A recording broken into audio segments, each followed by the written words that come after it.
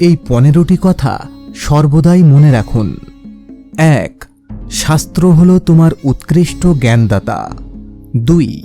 ভক্তি হল তোমার মুক্তিদাতা। 3.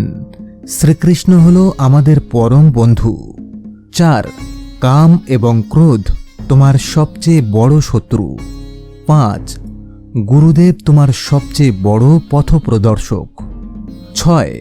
পিতামাতাই তোমার আদি গুরু। 7. ধর্মই হল তোমার মূল শক্তি। 8. ব্রহ্মচর্যই তোমার সমস্ত বলের আধার। 9. ঈশ্বরের ভক্তই তোমার সবচেয়ে বড় আত্মীয়। 10. তীর্থভূমি তোমার উৎকৃষ্ট ভ্রমণস্থল। 11. কৃষ্ণপ্রসাদ হল তোমার উৎকৃষ্টতম আহার। 12. হরিনাম তোমার জপমন্ত্র। 13. মন্দির তোমার পাঠশালা। 14. বিগ্রহ তোমার পরম পূজনীয়। এবং 15. কর্মই তোমার ভবিষ্যতের নির্ধারক।